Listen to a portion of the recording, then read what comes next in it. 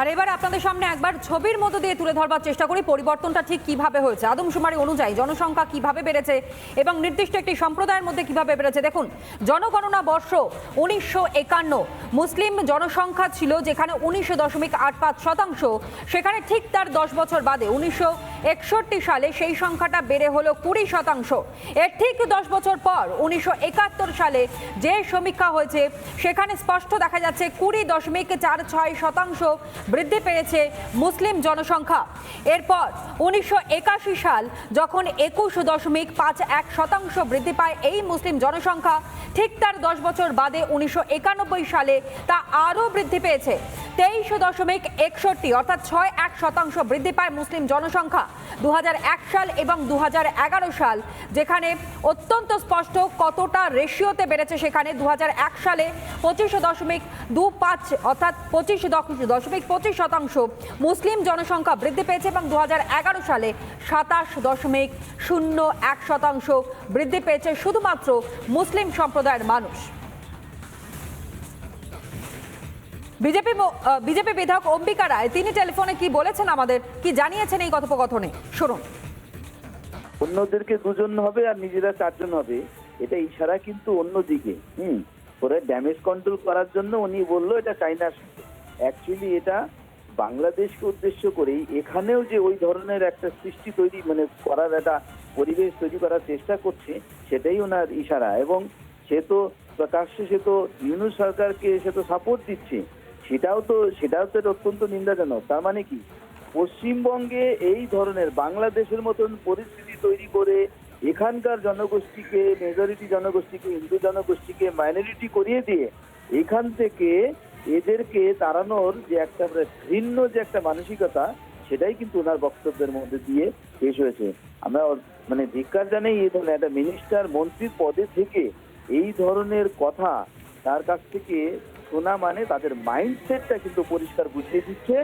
আগামীতে তারা কোন দিকে থাকবে, তারা এই মেজরিটির সংখ্যার সাথে কি ধরনের ব্যবহার করবে, সেটা কিন্তু পরিষ্কার কিন্তু বুঝিয়ে দিচ্ছে, মানে আরো উস্কে দিচ্ছে এবং এটা বলে দিচ্ছে যে বাংলাদেশে যেটা হচ্ছে সেটা কিন্তু আগামীতে এইখানে পশ্চিমবঙ্গেও হবে। চিন্ময় প্রভুকে দ্রুত ছাড়ার দাবি, ফের রাস্তায় নামলো ইসকন। খোল করতাল সংকীর্তনে হিন্দু নেতাকে দ্রুত ছাড়ার দাবি, পাশে থাকার বার্তা দিয়ে আগেই বিবৃতি দিয়েছে ইসকন।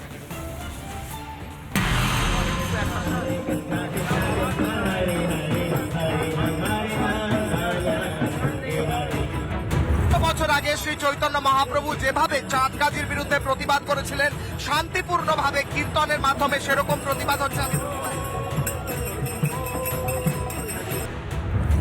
ওখানকার যে ইসকনের হেড আছেন উনি এটাই ক্লারিফাই করেছেন যে চিন্ময় কৃষ্ণ প্রভু কোনো অফিসিয়াল পদে নেই, কিন্তু উনি ইসকনের ভক্ত আছেন। ওনার পাশে আছেন তো? অফকোর্স।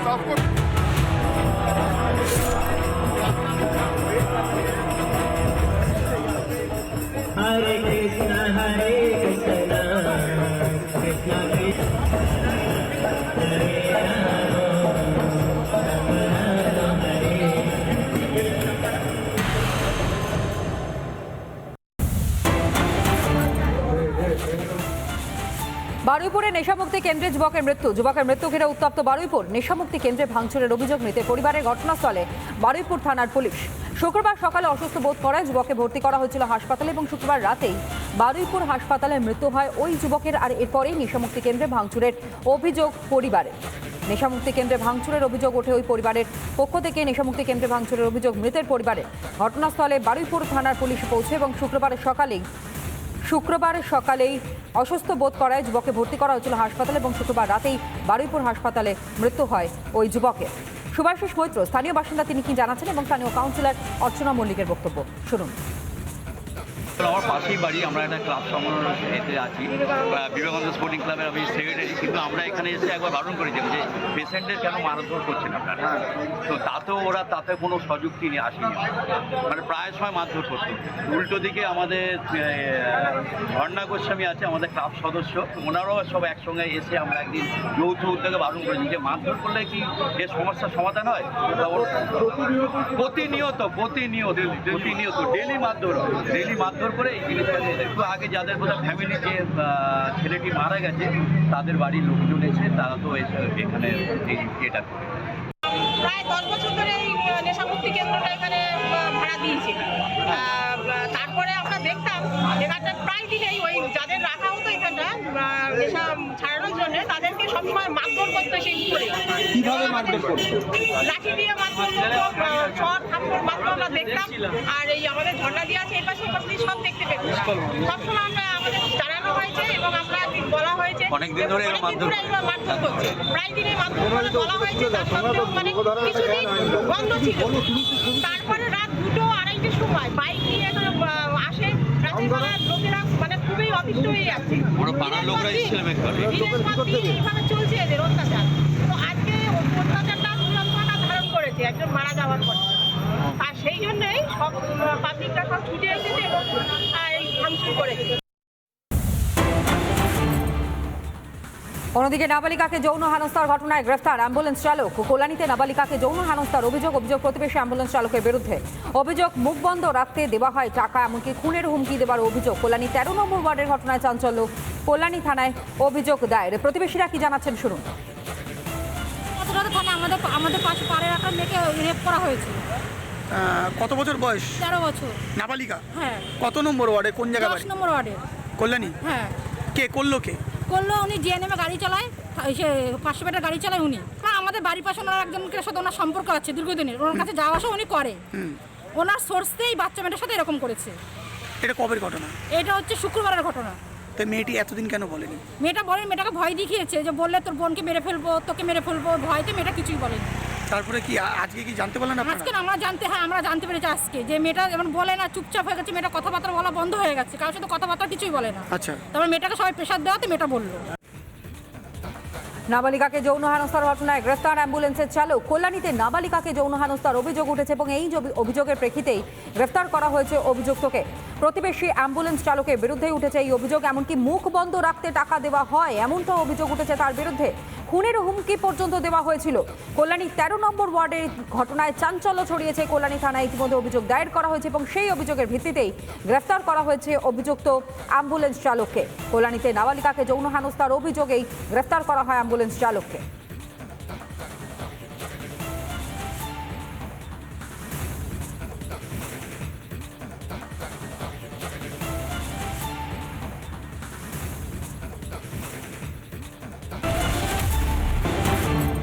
বাংলাদেশের পরিস্থিতির বর্ণনা করতে গিয়ে রাজ্যের গ্রন্থাগার মন্ত্রী তিনি কি বলে বসলেন? জনসংখ্যা বৃদ্ধি নিয়ে মন্ত্রী সিদ্দিকুল্লাহ চৌধুরী বিতর্কিত মন্তব্য। বিধানসভায় মন্ত্রীর মন্তব্য ঘিরে তোলপাড় রাজ্য।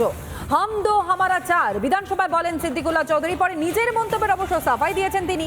চীনের সঙ্গে নাকি লড়াই করতে গেলে জনসংখ্যা বাড়ানোর প্রয়োজন রয়েছে। বিধানসভার বাইরে এমনটাই সাফাই দিতে শোনা গেল মমতা বন্দ্যোপাধ্যায়ের ক্যাবিনেটের গ্রন্থাগার মন্ত্রী সিদ্দিকুল্লাহ চৌধুরীকে।